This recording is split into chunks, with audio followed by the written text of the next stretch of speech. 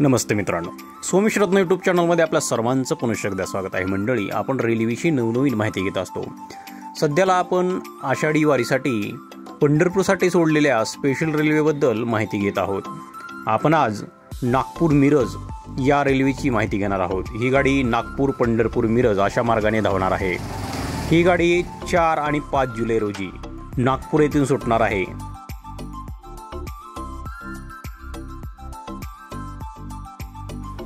शून्य 1205 मिरज नागपूर एक्सप्रेस ही गाडी 4 आणि 5 जुलै रोजी नागपूर येथून सकाळी 8 वाजता सुटणार आहे आणि पंढरपूर येथे दुसऱ्या दिवशी सकाळी 8 वाजता पोहोचणार आहे आणि मिरजला सकाळी 11:55 पोहोचणार आहे. अशा प्रकारचा नागपूर ते मिरज हा टाईम राहणार आहे. आणि मिरज येथून ही गाडी 5 आणि 6 जुलै रोजी दुपारी 12:55 ही गाडी मिरज येथून सुटणार आहे आणि पंढरपूर येथे दुपारी 3:55 पोहोचणार आहे. 3:55 पोहोचलेली रेल्वे सायंकाळी 5 वाजेपर्यंत पंढरपूर रेल्वे स्टेशनवर थांबणार आहे. म्हणजेच 1 तास ही गाडी पंढरपूर रेल्वे स्टेशन येथे थांबणार आहे. त्यानंतर ही गाडी नागपूरसाठी रवाना होणार आहे.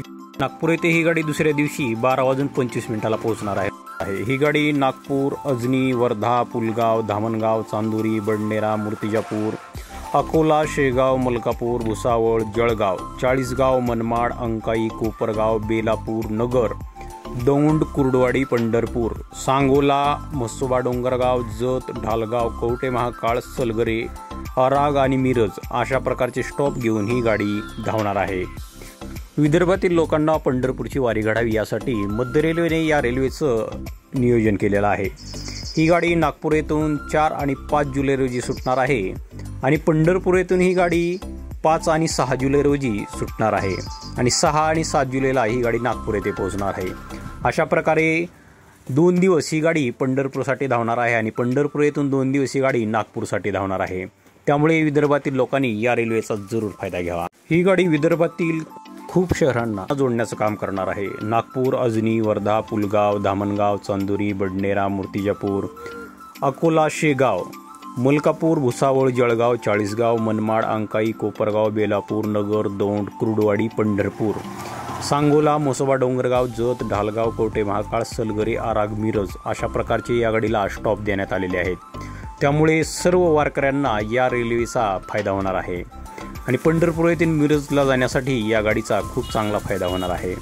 त्यामुळे नागपूर मिरज या रेल्वेचा सर्व वारकऱ्यांनी जरूर उपयोग करावा आणि आपली आषाढी वारी पूर्ण करावी.